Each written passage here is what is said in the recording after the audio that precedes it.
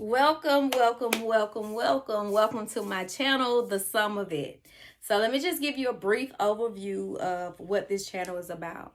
The sum of it is the essence of just having uplifting, candid, genuine, authentic conversations. There's nothing I love more that is having a very, very raw, but yet uplifting conversation. We want to talk about something that's real. We want to share a branch of knowledge. We want to share stories that can just add value to the lives of others, to inspire others, to uplift one another. So that's what this channel is all about. And tonight we are going to be talking about how to turn a challenge into an opportunity. Again, I just want you to hear that real good. How to turn a challenge into an opportunity. The crazy thing is, when people hear challenge, the first thing they think about is an opposition. And when you think about an opposition, you go into an anxiety mode, or things become difficult or complex. And so that is how you start to operate. That becomes your demeanor. And so when you change your mindset, you change the way that you think. Instead of looking at it as an opposition, look at it as an opportunity, right? So, just real quick, I want to share this story with you that illustrates the power of embracing a challenge as an opportunity. There was this young girl, as an adolescent, a young girl. She was extremely shy. She was very quiet, very reserved. And vividly, she remembered these times more so than anything during high school. And she struggled in her assignments because she refused to raise her hands just to ask a question. Why? Because of this internal battle that she had going on with herself. And so she wondered if it was a stupid question, even if she talked one-on-one with the teacher, if the teacher say, I've explained that once. Because you know how sometimes teachers, they can be very, very crappy teachers, and everybody just don't learn the same. And so students are afraid to ask questions. However, I wondered, where did these stipulations come from to make her feel that way about herself? Crazy thing is, I also learned from this story is that when people view you, they see something prominent in you before you do. Others can see the potential that you possess before you do, and you don't see the best in yourself the way others do. You see more so the misconceptions that are taking place in your life. This young lady, she was a nominee for homecoming court her ninth grade year as well as her 12th grade year. Ninth grade year, they're announcing the nominees over the intercom. After hearing her name, it was just all of these uncontrollable emotions that literally just started to stir up, and she went into a frenzy, pondering who singled her out as a nominee, what makes her befitting for a representative. Crazy thing is, you have 4 years of high school, same demeanor, 12th grade year. She was thinking the same way about herself. No one knew that. The only difference this time, she was crowned homecoming queen. Sad thing is, she couldn't even celebrate the moment because she was still pondering what was others thinking, instead of looking at it as she had more supporters and people that admire her than opponents because she was a nominee. We don't look at things as an opportunity. And so she carried this same demeanor over into college. Writing a paper one day, the professor told her he never seen anybody write quite like she did. Judging from her grade, he did not mean that in a good way. She did not express herself. She did not ask questions. So it took a toll on her life. She struggled. And in some areas in her life, she didn't have to. But again, it was the mindset. The mindset can literally become a dark dungeon. The mindset can literally become a graveyard. And you can be living, but get up every single day living as if you're dead. But there's something in you that others see. And that's something that's inside of you. It was already created inside of you before you were formed inside of your mother's womb, baby. That's what makes you unique. And just so you know, that girl was me.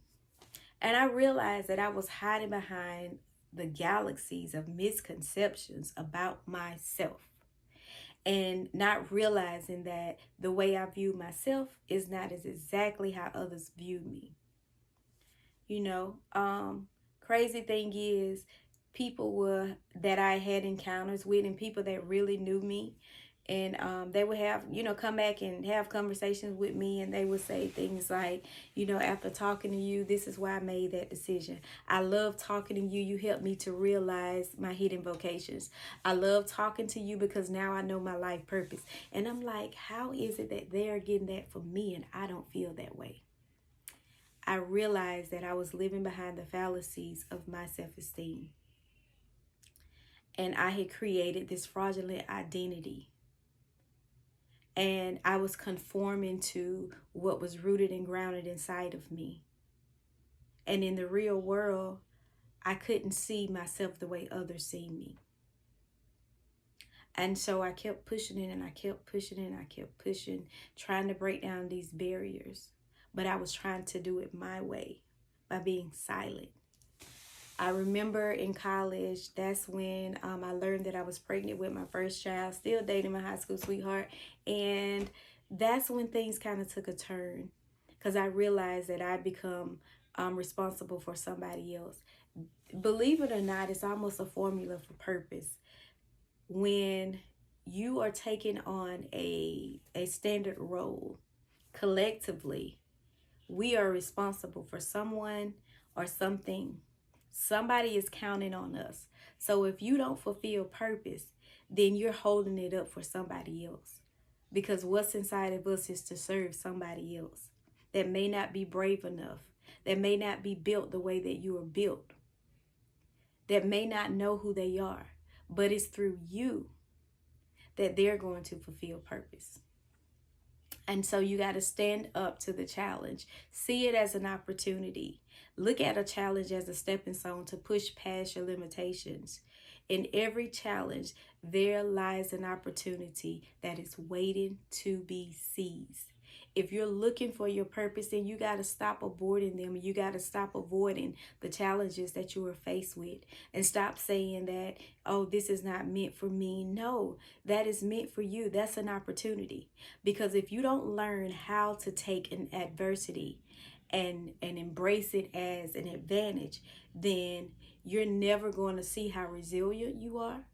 You're never going to see the measure of success that you possess. You're never going to see if you have leadership skills. You're going to miss out on the best version of yourself. I'm not saying this to make it sound easy, because going through challenges, facing them and considering them to be an opportunity does not mean that it's easy. Becoming resilient is not easy. You're going to go through some of the hardest times in your life, but you better charge it to the game and stand up, because somebody else is counting on you. And if we don't know who that every individual is that is counting on us, know for sure that it is your children. Know for sure that it is your generation. Know for sure that it's something in you that's going to shape the future. That is something in you that's going to impact and change the world. But if you don't step into that place, and it does not mean you have to be a savage, because still, when you step into that position, and I'll say this, because I am one that I definitely believe that purpose is found in having a divine connection with God. And so God has become like a moral compass to me, a conviction when I step out of line,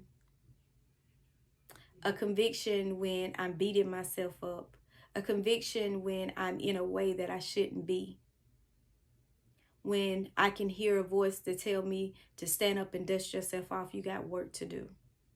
Never mind the things that you used to conform to. Conformity is not about doing what others think you should. Conformity is not about just doing what other people think you should be or do. Conformity for me is conforming to the things that you were designed to do and who you were designed to be. And so I just wanted to share that with some of you, to let you know, if you just change your mindset, because most of us, it's our mindset, the way that we think. And you got to let go of some of those old habits. You got to let go of some of those old patterns. And that's the only way that you are going to ascend. That's the only way that you're going to be able to seize the opportunity that is right before you. That means pushing past a challenge and saying, you know what, this is an opportunity for me. I've seen it way too often. When you hear the word opposition, it literally sets you back. I don't care if you're trying to, if it's facing the fear of public speaking, or if it's feeling that you're inadequate or you're not enough, or you may have a speech impediment, or it could be personal hurdles, it could be tackling societal obstacles, or it could be professional setbacks. Whatever the case may be, just know it is an opportunity, and don't sway away from it. You got to face that challenge head on, because the thing is, you are unique. You are this there's something distinguished about you. You are set apart, and that is your superpower. There may be a million people, and I say this all the time, that's doing the same thing, but the fact that you are different, the fact that you are set apart, that's what makes you willing and able to do exactly what you were created to do. Nobody else can do it the way that you do it. You are an original. Think about Moses, who had a speech impediment to lead the people out of Egypt and lead them into their promised land. He didn't want to do it just because he had a speech impediment. And Moses was like, who's going to listen to me? Because of the way that he speak. And so sometimes we are that way.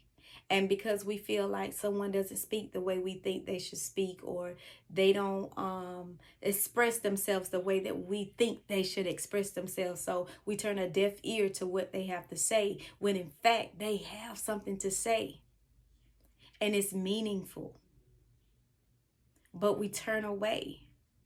And so God is saying, I'm still going to use you, because it's going to help you to become resilient. You have to learn how to become resilient. Don't lose out on the measure of success because you're worried about what someone else think about you and feel about you. The thing is, most of the time, the people that have the most to say about you are the people that are afraid to be exactly who God is calling them to be. When in fact, we were all created for a purpose. We were not just conceived just to exist. We all have something inside of us that somebody else is in need of. And so if you take nothing else from this, I want you to know that you have the ability to take a challenge, turn it into an opportunity.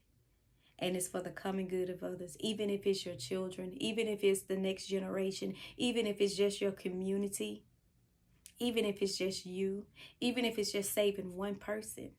You have what it takes to shape the future. You have what it takes to make a huge impact and change the world.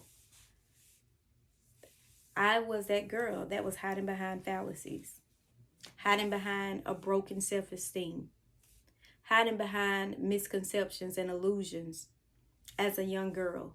It silenced me. And here it is now that for a living, I'm a public speaker. The girl that wrote crappy papers, I now write books, create online courses, workbooks. Push past your fears. Embrace a challenge. Make it into an advantage. Take your opportunity. Stop waiting for it. And by way of taking it means standing up and facing that challenge, because it sheds off old layers, old habits, old patterns. And the person that people knew 2 years ago, 10 years ago, 15 years ago, reintroduce yourself. That's not you anymore. You don't have anything to prove to anyone or anybody. And if they are still in tune and still in sync with who you used to be, then they don't know you anymore. Keep pressing your way in life, taking on challenges, because that's what makes you a better version of yourself. I know I've heard so many people, say, I'm going to show myself self-love, when in fact it is very necessary that we do show ourselves self-love. But it's the hard things, the difficult things that we ignore, that makes us resilient, that makes us one of a kind, that continues to show us different versions of ourselves. That's the part where we take initiative to take control of the impaired part of us, the wounds, the brokenness, the heartbreak, the inadequate part of us. When you leave that part of you unaddressed, that is detrimental to every aspect of your life.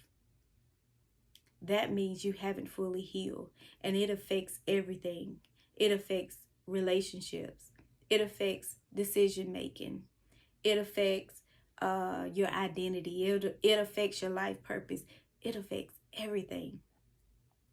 Deal with old wounds. Deal with the little girl in you. Deal with the little boy in you. Deal with those misconceptions. Deal with those illusions and those lies that you've been telling yourself. And find your true identity. Discover what your hidden vocation is. And identify your life purpose. That's the topic for tonight. I hope you guys enjoy and stay tuned for our next candid conversation. Love you guys. Peace out.